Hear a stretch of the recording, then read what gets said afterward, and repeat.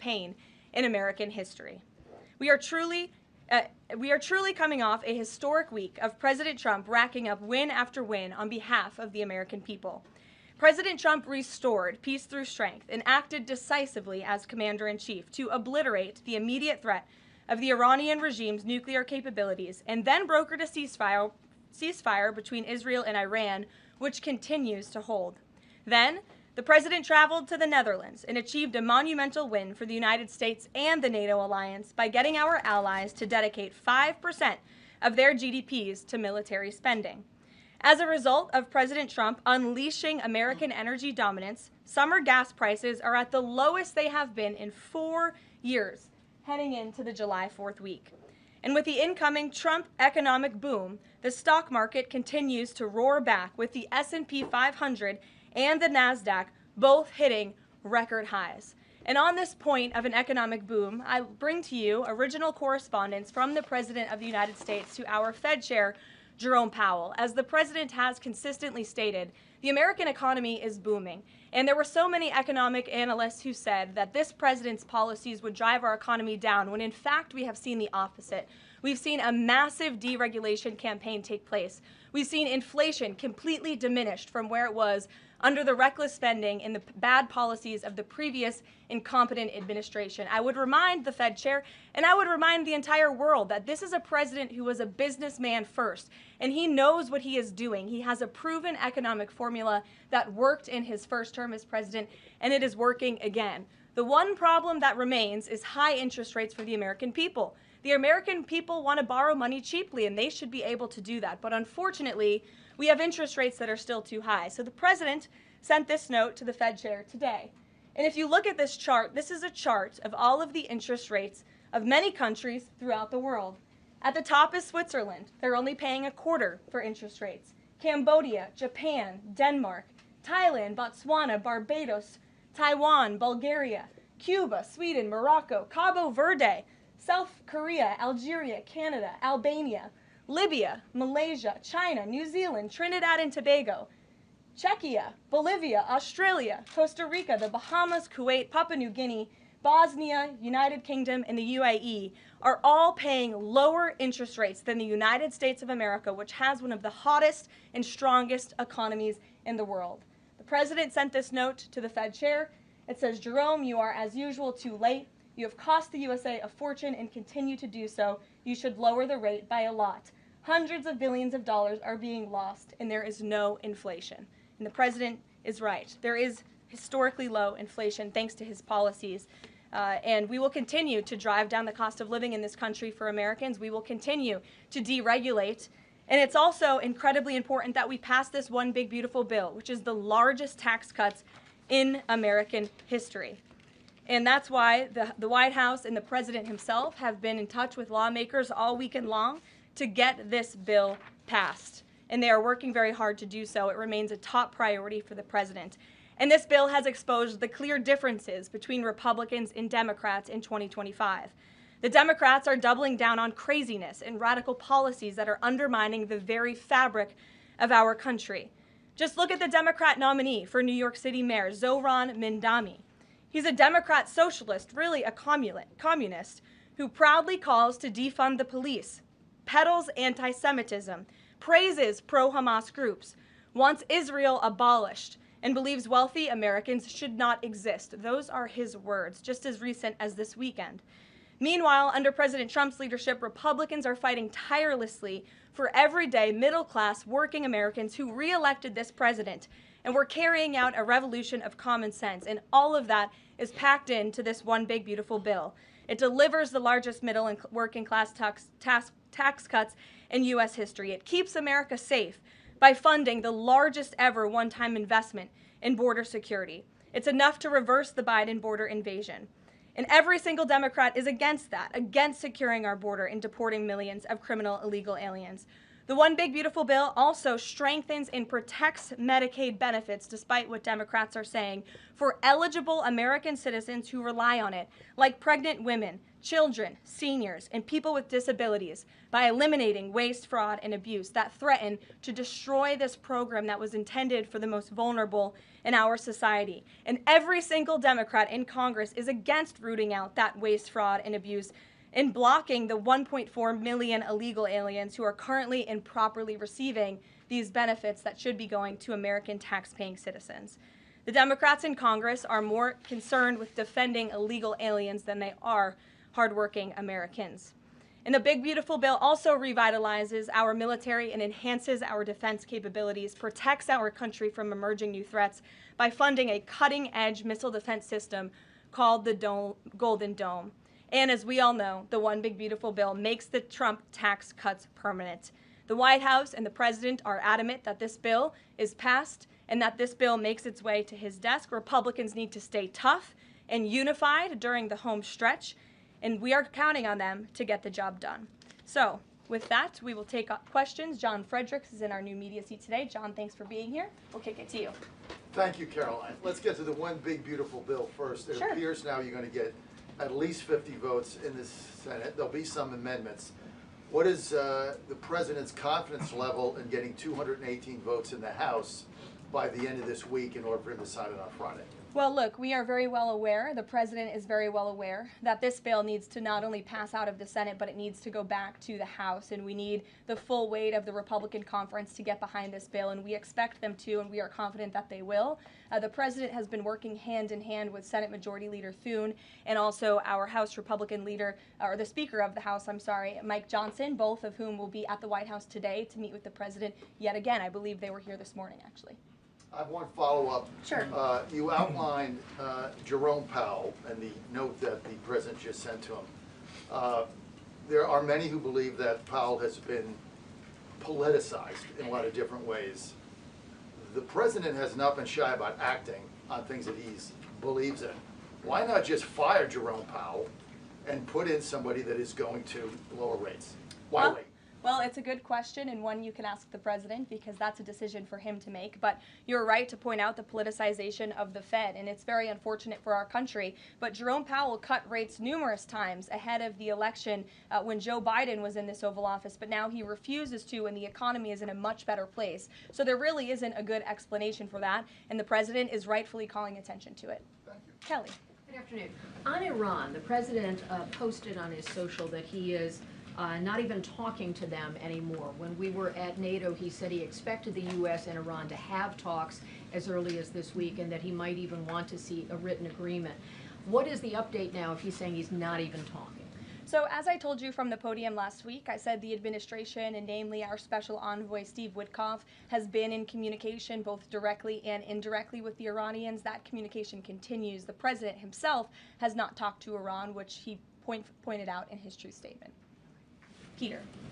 Thank you, Caroline. Does President Trump want Zohran Mamdani deported?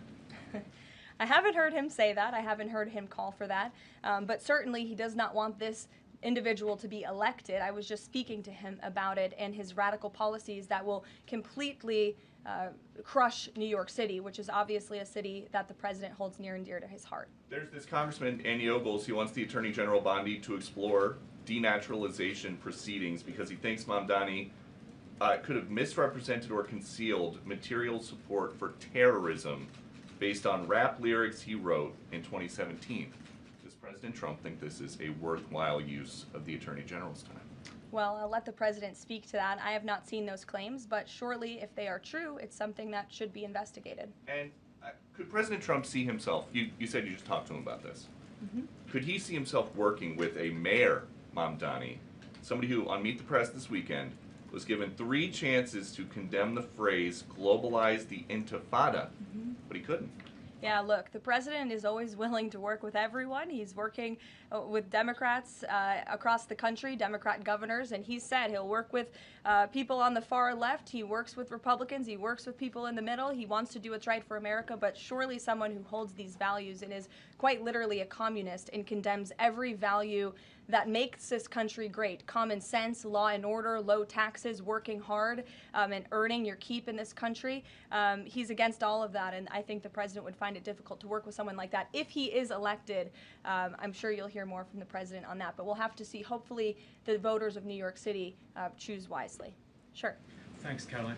The president on Friday said that he was hopeful of a Gaza deal within the next week. Can you give us an update on any progress towards that, and on any talks that the White House is having with Israel on that? Mm-hmm. Sure. Well, I know that Mr. Dermer is in Washington this week to meet with senior officials here at the White House. I also know that this administration is in constant communication with Israeli leadership, and the president himself speaks frequently, as you know, to Prime Minister Netanyahu. But this has been a priority for the president since he took office, to end this brutal war in Gaza. It is because of this president that humanitarian aid is being brought into the region. It's heartbreaking to see the images that have come out from both Israel and Gaza throughout this war, and the president wants to see it end. He wants to save lives, and however, the main priority for the president also remains to bring all of the hostages home out of Gaza. As you know, his tireless effort has brought home many of the hostages, including all of the American hostages who were held there. So he wants to see both things happen, and we're continuing to work very hard to do those things. Sure.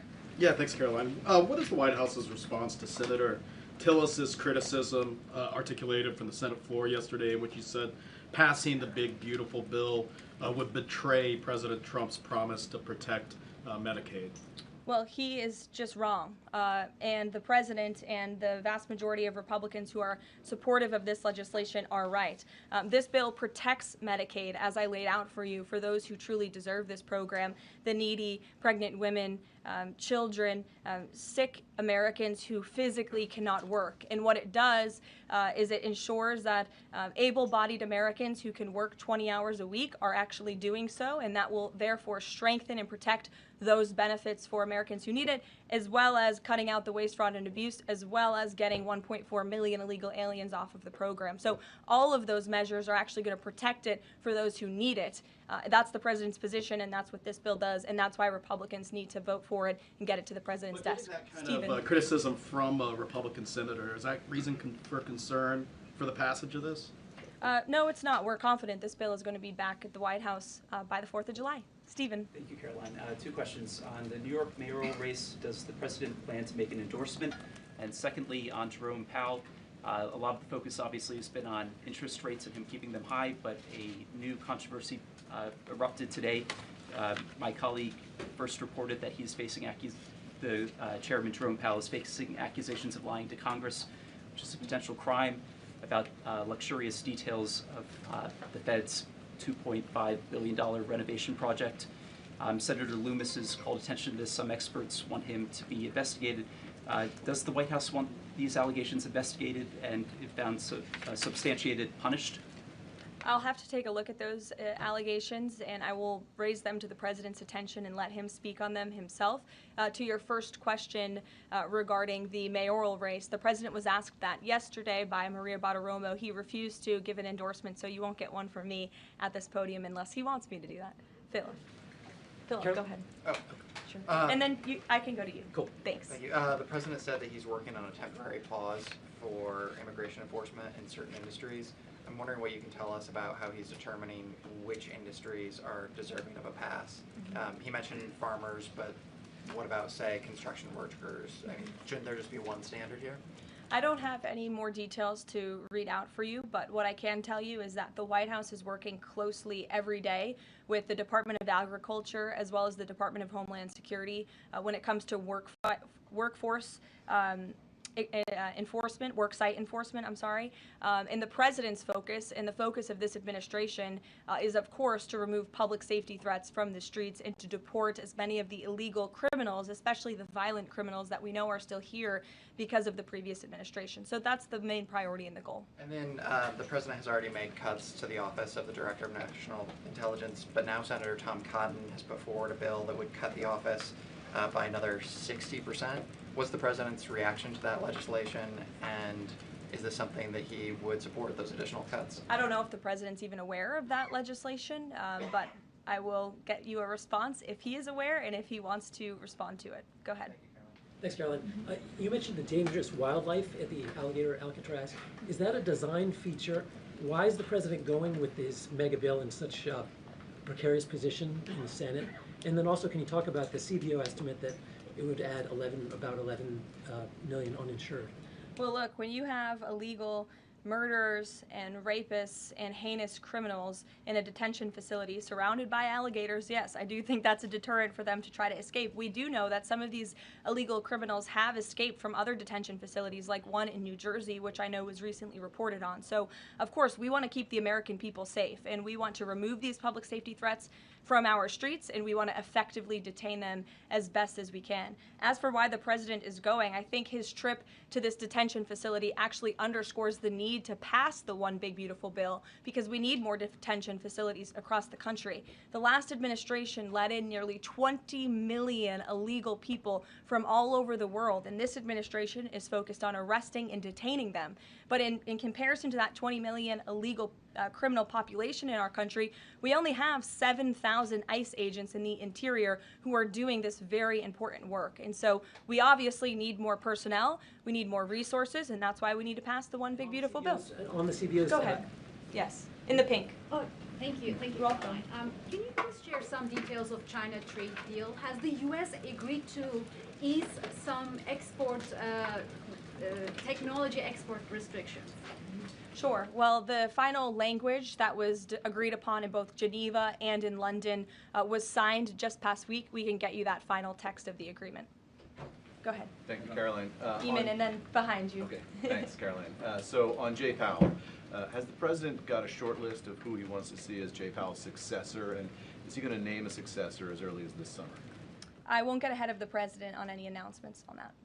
Does he like Scott Besson for the job? Again, I won't get ahead of the president. And on TikTok, if you could, real quick, he said Sure. yesterday he's got a buyer, but the question there is, does he have a seller? And do you have any indication from the Chinese government that they've authorized a sale of TikTok to the U.S. or to U.S. buyers? What I can tell you is that these discussions with China regarding the sale of TikTok have been ongoing at the highest level, and they will continue. As you know, we have another 90-day extension, and it's just to continue to work out this deal and make sure that TikTok stays on for the American people. That's the president's main goal in this, while protecting their privacy and their security. Behind you. Go ahead. Thank you, Caroline. The president has been calling for a deal in Gaza for 2 days and many posts. Who is blocking the deal? And one other thing, when he posted on Netanyahu's trial, also he said it interferes with the negotiations on Iran and on Gaza. What did he mean by that? I'm sorry, to your second question? The second question, when he posted about the Israeli Prime Minister trial, Yes. he said it interferes with the negotiations on Gaza and on Iran. What did he mean by that? It interferes because it physically and logistically was interfering. The prime minister was slated to go to court last week when he's in the middle of negotiating a peace deal and bringing hostages out of a war-torn region. And so the president was simply, I think, emphasizing his empathy that he has for Bibi Netanyahu and seeing him go what he's going through with his own judicial system in the state of Israel. Clearly, the president knows that very well. He, too, was a victim of a judicial system that was trying to put him in jail. As you all know, you all covered it, but President Trump prevailed. That's why he's back in the Oval Office, and he believes that Bibi Netanyahu is a great leader for the people of Israel. The president just worked with him closely to end that 12-day war and to obliterate Iran's nuclear facility, to take out that imminent threat, not just to the state of Israel, but also to the United States of America and the rest of the world. And he believes that Prime Minister Netanyahu should be praised for that. Go ahead. Thanks, Caroline. On the mega bill and the amendment that would limit Medicaid expansion under the Affordable Care Act, does the president want that amendment to pass? The president wants this bill to pass. Meredith. Hey, thanks, Caroline. On trade, we have this looming July 9th deadline coming up. We heard the Treasury Secretary say that he expects to wrap up these trade deals by Labor Day, but when President Trump was asked yesterday about any extensions by July 9th, he said, I think that would be necessary. So is the president ruling out any extensions on trade for any nations, even if they're negotiating in good faith? Well, you heard from him directly. He said he did not think that it would be necessary. He is going to set the rates for many of these countries if they don't come to the table to negotiate in good faith. And he is meeting with his trade team this week to do that. Mary. Thanks, Caroline. I just watched a CNN segment on a new app called Ice Block, and it kind of appeared to be promoting this app where you can tell people where ICE agents are. Given the recent rise, An app that tells people where ICE agents are? Yes. And given the rise, I believe 500% increase in assaults on ICE agents, I wanted to see if you could comment on that and why CNN would be promoting such an app. Well, it's a very good question. I'll have to go back and watch the clip myself, but surely it sounds like this would be an incitement of further violence against our ICE officers. As you know, as you stated, there's been a 500% increase in violence against ICE agents, law enforcement officers across the country who are just simply trying to do their jobs and remove public safety threats from our communities. And that's something we as Americans, including journalists at CNN who live in many of these cities where illegal aliens are hiding and were let in from the previous administration, should be very grateful for. So we haven't seen the clip. We'll take a look at it, but certainly it's unacceptable that a major network would promote such an app that is encouraging violence against law enforcement officers who are trying to keep our country safe. Caroline, Shelby. I just wanted to get a clarification on the Senator Rick Scott's amendment. It sounds like the president is agnostic about whether it's attached. Is that accurate? Look, I'm not going to get into the details of the discussions that are ongoing right now, but the president wants these senators to come to a conclusion, to get this bill back to the White House as soon as possible and make sure that it's a piece of legislation that can make its way back through the House as well. So obviously there's some ping-ponging between both sides of Capitol Hill right now, but that's why Senator Thune and Speaker Johnson are working with the president in lockstep every step of the way. In the back, News Nation, go ahead. Thanks, Caroline.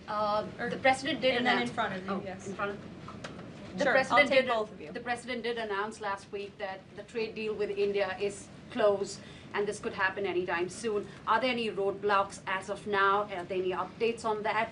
And how does the president see this about China's role or its influence in the Indo-Pacific region? Sure, yes. The president said that last week, and it remains true. I actually just spoke to our Secretary of Commerce about it. He was in the Oval Office with the president. They are finalizing these agreements, and you'll hear from the president and his team, his trade team, very soon when it comes to India. And on China? How do we counter China on that front? Yes, I mean, look, India remains a very strategic ally in the Asia Pacific, and the president has a very good relationship with Prime Minister Modi, as you know, and he will continue to have that. Go ahead. Thank you, Caroline. On the reconciliation bill, Senator Tillis from the floor yesterday seemed to suggest President Trump was getting bad counsel on the effects of the bill. Is President Trump aware of the analyses, and there are several of these, that suggest if rural hospitals potentially close, if there are Medicaid patients in the millions that become ineligible for that? Yes, and that claim is just simply untrue. Rural hospitals comprise 7% of all hospital spending on Medicaid, and that illustrates that they have not benefited from the massive increase of waste, fraud, and abuse under the Biden administration. So this bill strengthens Medicaid. It will protect those benefits that hardworking Americans need, and that's why the president wants this bill to pass. The senator was wrong. The president put out a Truth Social post addressing it, and then the senator announced he's no longer running for office anymore. So I think that case has been closed, and the White House is continuing to focus on getting this legislation to the president's desk for his signature. Go ahead. Yes, you. Yeah, thank you so much. Well, you and then you. There's confusion here. A question on Syria. Go ahead. Has the Syrian government get back to you that they are ready to join the Abraham Accord? Is there any discussion with the Syrian and Israeli government for having a security agreement? Is the first question. And the second question, what's the end goal for talking with the Iranian? Is that only focused on the nuclear program, or you are willing to speak about other issues like the proxy groups and ballistic missiles, or even trade with Iran?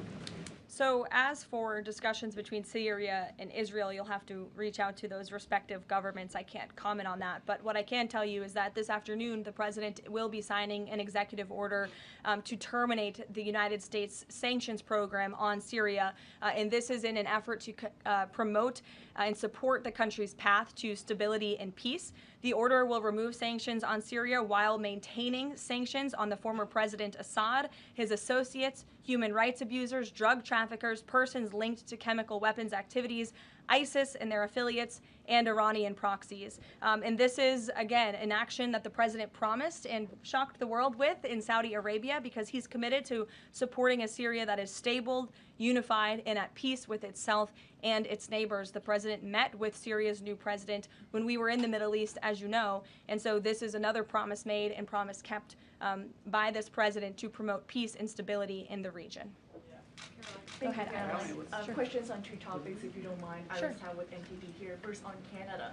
Canada says it's now dropping its digital services tax on American tech companies days after President Trump says he's halting all trade talks with Canada. First, what's the president's reaction to this? Can you tell us more about his call with Prime Minister Carney over the weekend? How did he get Carney to drop it? And also, what's the impact on American tech companies given this latest progress, as the president says he has been fighting for American tech companies? It's very simple.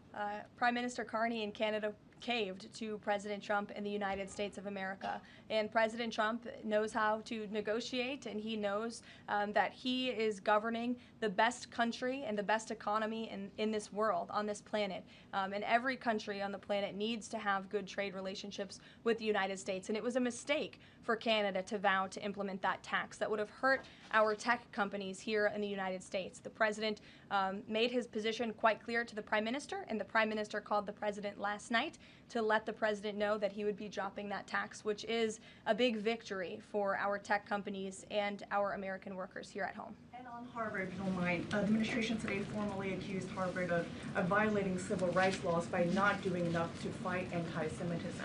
We know that the president has talked to us before about Harvard potentially having a deal with the administration in the coming days. Do you have an updated timeline for that? How's the negotiations going? And is more pressure needed for Harvard to take fighting anti-Semitism seriously? Well, there was quite a direct letter that was sent to Harvard this morning, as you know. The negotiations are taking place behind closed doors, so I won't comment on that. But what I will share with all of you, for those who haven't seen it, is the context of this letter, because I think it's very important. And this comes from the Department of Health and Human Services, which concluded after a thorough investigation that Harvard University is in a violent violation of Title VI of the Civil Rights Act, which prohibits discrimination on the basis of race, color, and national origin.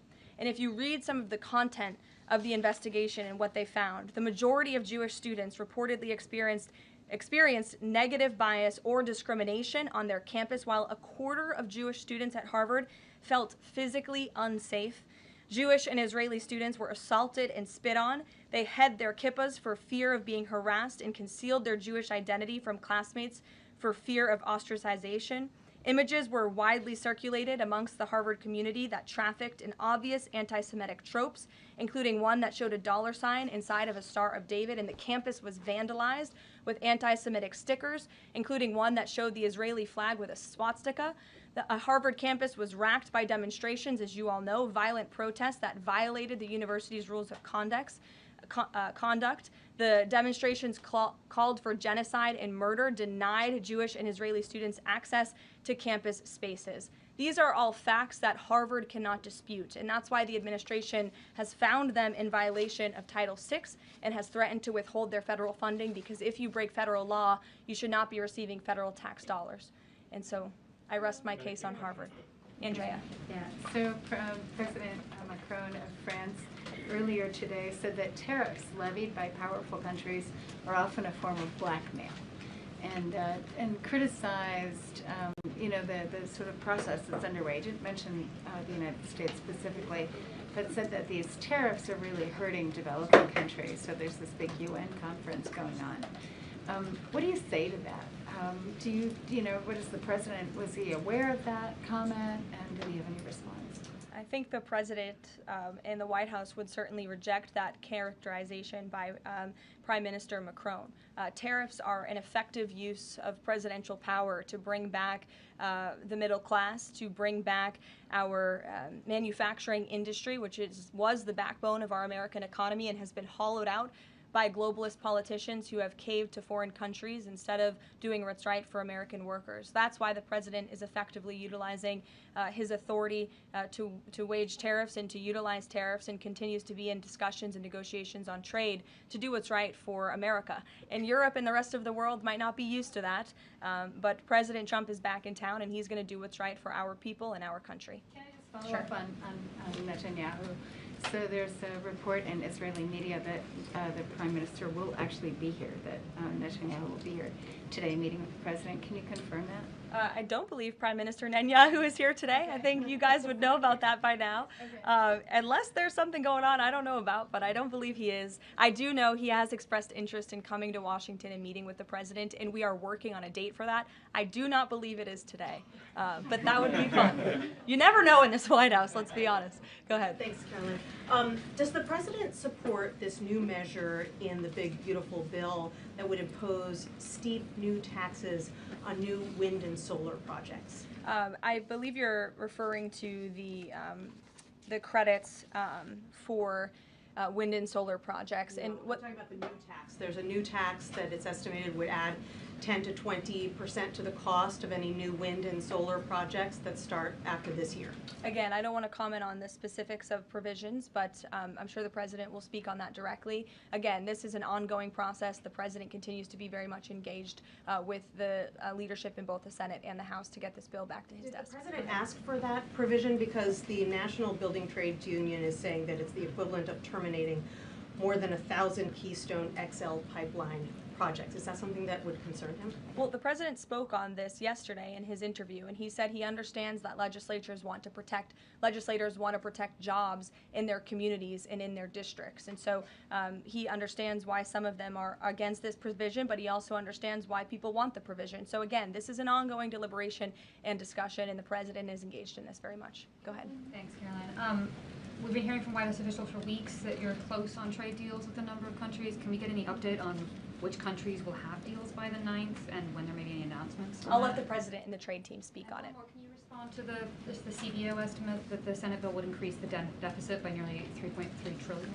This is one of the most fiscally conservative pieces of legislation that has ever made its way through Capitol Hill. There's $2 trillion in mandatory savings in this bill, and not only that, the projected growth that this bill will bring to our economy. It will be an economic boom. The Council of Economic Advisors has an analysis that shows that the bill will generate $4.1 trillion in economic growth, and it will cut taxes, putting more money back into the American people's pockets. That's why this president wants this bill to pass, and I know he's busy working the phones and doing what he needs to do today to make it happen. So we'll see you all later. Thank you. We'll see you in Florida tomorrow.